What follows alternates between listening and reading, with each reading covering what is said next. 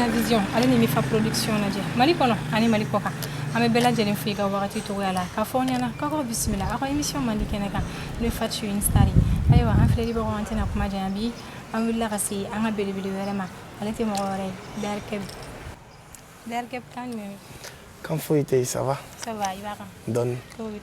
Ouais, ça va, Dieu merci. C'est qui tɔgɔ ni jamu fɔ an filɛlibagaw ye. Bon, ne tɔgɔ yɛrɛ ni jamu o ye Amadou KEB de. Amadou KEB. Voilà. Mais KEB in o tɔgɔ sɔrɔla cogo di? Bon, KEB kɔni ye KEB de ye quoi. I bɛ E laban bɔ a la dɔrɔn c'est KEB. Bon, KEB docteur o ye furakɛlikɛla de ye. O ye ne yɛrɛ ka identité ye quoi. Dɔw ye bɛɛ n'i ka slogan de don. Donc du coup ne ye n ta kɛ docteur ye quoi. Furakɛlikɛla quoi. Faamuyali sɔrɔ la ayiwa émission tɔgɔ ye Fatt Chez une star an bɛ wuli an bɛ se an ka starw ma k'aw ka faniw na kunnafoniya aw ka actualité kan an nana di ka mɛn na baro kunkurunin k'i fɛ n'a tɛ k'i ma basi ye. Avec plaisir. An bɛ tɛmɛ n'an ka kow ye KEB yɛrɛ nana musique kɔnɔna la cogo di? Ouais, bon, au début c'était à Kajolo, à daminɛna Kajolo de. Ne yɛrɛ kun tɛ musique kɛ avant ne kɔrɔkɛ de kun b'a kɛ. Donc petit à petit ale kun bɛ to ka répétition kɛ so a wagati CD ninnu de kun bɛ yen quoi. A kun bɛ na ni CD yɛrɛ a kun bɛ ne ni n terikɛw bila ka fɛn dɔw kɛ et tout. Donc dɔɔni ale yɛrɛ nana musique bila. Donc ne ni n terikɛ dɔw ye groupe dɔ formé k'a kɛ GBB. Voilà, Ghetto Black Boys. Donc cogoya de la petit à petit an kun bɛ rapper an kun b'an ka ko ninnu kɛ Kajolo. An kun y'a dan yen nɔ quoi. Donc en 2012 ne ye bac sɔrɔ ne nana Bamako ne continuera en kelen bon n b'o de la tantôt. Faamuyali sɔrɔ la mais an bɛ don min na i ko bi projet jumɛnw de bɛ KEB yɛrɛ bolo? Bon projet bɛ sen na dɛ projet bɛ sen na n bɛ ka clipw caman yɛrɛ de tourner n bɛ ka clipw tourner n bɛ ka sonw da en même temps ko caman bɛ sen na minnu kuma man ka labɔ sisan fɔlɔ fo n'a kɔgɔra ka ɲɛ quoi. Faamuyali sɔrɔ la ayiwa docteur i b'a lajɛ i bɛ ne ni an filɛlibagaw la kɛnɛya. Denkɛ cɛsiri c'est ce qu'il me disait maman en faisant le maximum. Ghetto man dalen ɲɛ tugulen don mais sinɔ tɛ n dalen bɛ min kɛ miiri la n t'o kɛ sinɔ la ni ɲɛ miiri o ma n ka fantandenya ma foyi tɛ mɔnɛ bɔnna ni ma baara kɛ sa ka si dun tɛ fɛn ɲa o de la n ye n yɛrɛ ta yeah. D'accord o diyara trop an bɛ tɛmɛ ni an ka kow ye relation jumɛn de bɛ KEB ni Empire Mali mɔgɔw cɛ? Empire, ouais, minnu bɛ son feere. Ouais, je crois que c'est Empire Afrique, mais bon, Empire Mali parce que c'est des Maliens. Donc bon, relation vraie, et ils sont là, en fait, ils ont amené leur idée, leur initiative qui est d'aider les artistes à genre u ka se ka dɔ sɔrɔ u ka baara la quoi.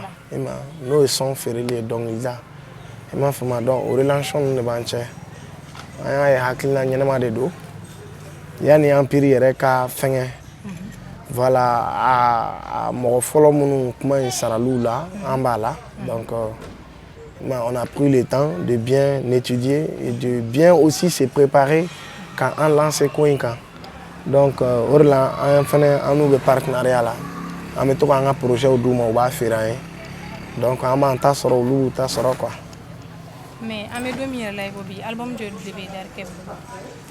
Album 2 de bɛ ne bolo.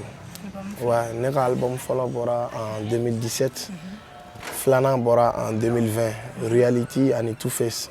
Reality bɔra le 20 novembre passé.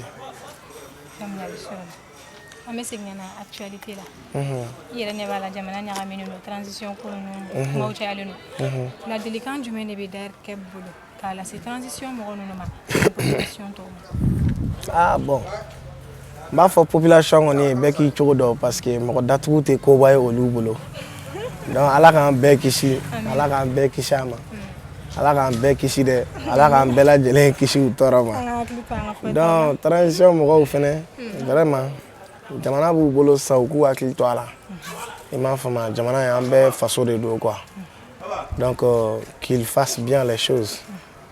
Ya kɔrɔmatigɛli tɛ kiritigɛli tɛ je redis bien parce que moi je coach donc voilà voilà quoi c'est chaud mais on prie que ça aille loin, on prie que Allah ko jidi quoi ko la yirwa quoi. Mais d'ailleurs que vient avoir inspiration sur le truc.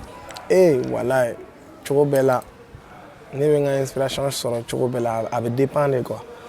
Il m'a diminué d'eau, farfalé d'eau, contané d'eau.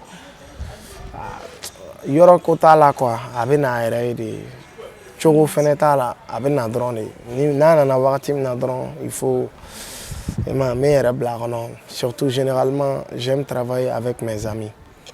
Voilà, il m'a académie la barague no lui, quand on a donc il a nous lui, ou à tout coup hakna ou faut on échanger et puis j'écris en même temps, mes faits on crée nous on s'y met quoi. À la base, on kelente d'ongli ou glang. Voilà.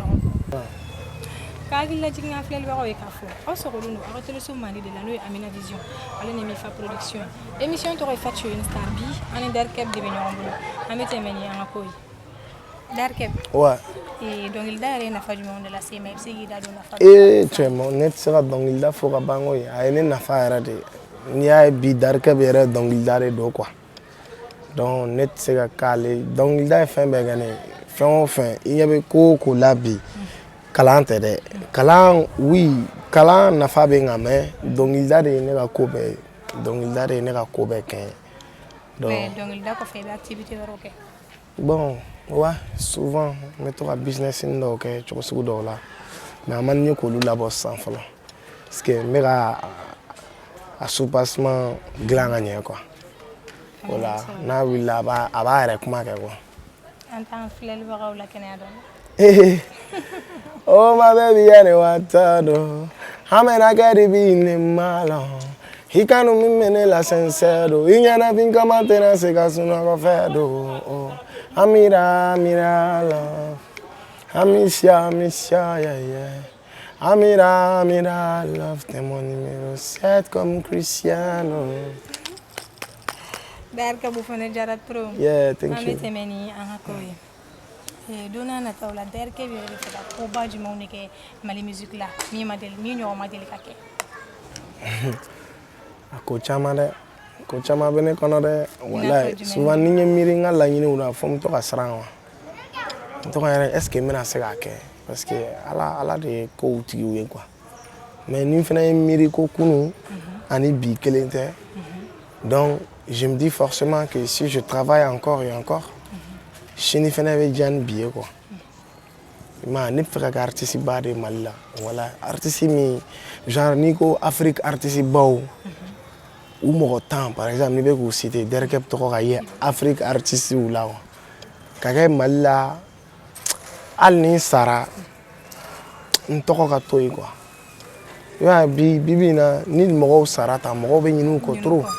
Tu vois deux yere dans 2 semaines nous mais moi ma fɔ mɔgɔw hakili ka to na ni dusukasi ni miiriw ye mais u hakili ka to na ni n ka baara kɛlen par exemple tu vois le mot cɛsiri m'a créé mais n'i ko maliyɛn den ma cɛsiri i cɛsiri n'a sɔrɔ a bɛ Mali musique lamɛn mot in kɛ ka di ka ne a tigi hakili jigin ne la n'est-ce pas bon o sira sugu ninnu fɛ quoi ne bɛ fɛ ka to ten mɔgɔw kunna quoi voilà. Der KEB ka sono be no Mamadou e Beneta. Me fait ka don son réalité de do ou be der KEB de médication en bon, réalité do à moitié. Donc ñinga mirna o ka dafa à moitié. Donc 50% de réalité et 50% de mes idées. Parce que artiste ya rayo de iga sigida, iga lamini environnement comme nous me kay no ima ibe olu de jatemne ibo olu relater jamae quoi. Donc en quelque sorte ni odeke voilà der KEB nga waxati corona jam ka me nga sa ko nje wala conseil du meni be der KEB bolo fitene mënum fene be ga wuli ka don dala ka joduma bon quand même je vois beaucoup de jeunes qui sont très bien qui sont très bien ils sont originaux mais bon conseil ni kelendron genre trop sur l'imangale ni miri à maintien quelque chose là tɔgɔ sɔrɔli ka gɛlɛn peut-être mais tɔgɔ maintenir ka yɛlɛ n'a ye o ka gɛlɛn. Bon, comment faire ça? C'est de rester humble, modeste à banane. Soit ni ala y'i layɛlɛ n'i y'i majigi o bɛ dɔ fara i kan donc an ka hakili sigi ni tɔgɔ ye quoi. Tɔgɔ ye fɛn dɔ ye a bɛ se k'i lafili, a bɛ se k'i lakafa, a bɛ se k'i lajama, a bɛ se k'i layaada. Donc an kana don olu filiw kɔnɔ. Ça c'est un conseil que je me donne même à moi. Voilà, pour être voilà ce que je suis. Mais fɛn jumɛn de ka di DRKEB yɛrɛ? Fɛn i n'a fɔ fɛn sugu jumɛn? Diɲɛlatigɛ ɲɛla dɔrɔn fɛn min ka di ye? Réussite de ka di ne ye. Je veux réussir ma vie, c'est tout ce que je veux. Fɛn jumɛn man di ye? Fɛn minnu man di ne ye, je n'aime pas dire a man di n ye ka ko lajɔ ni n bɛ ko min na quoi. Olu man di n ye. N bɛ fɛ ka taa toujours fa dan et puis bon mɔgɔ kolonya man di ne ye. Nul n'est parfait mais les personnes qui sont remplies de signes qui montrent vraiment que u tɛ mɔgɔ ɲɛnama ye olu man di ne ye. I ma nkalontigɛ sonyɛni surtout i ma ani ko misɛnnin caman a tɛ fɔ ka ban. Ayiwa DRKEB an ka wagati koronna jam ka sera kuncɛyɔrɔ la. Kumakan laban jumɛn de bɛ DRKEB bolo ni émission in kɔnɔna la k'a lase i ka faniw ma ani an filɛlibagaw ma? Vraiment n bɛ n ka faniw bɛɛ lajɛlen fo kosɛbɛ. Je leur dis an bɛ ɲɔgɔn bolo. I ma cɛsiri dan halisa. U bɛ ne nɔfɛ. C'est grâce à eux. N'i y'a ye halisa ko sugu dɔw bɛ yen a bɛ ta ka ɲɛsin DRKEB ma. Donc un grand merci à tous mes fans. Merci à toutes les personnes qui m'aident de près et de loin. Merci à tout le monde et merci à toute l'équipe de Fatt Chez une. Merci beaucoup. Yeah.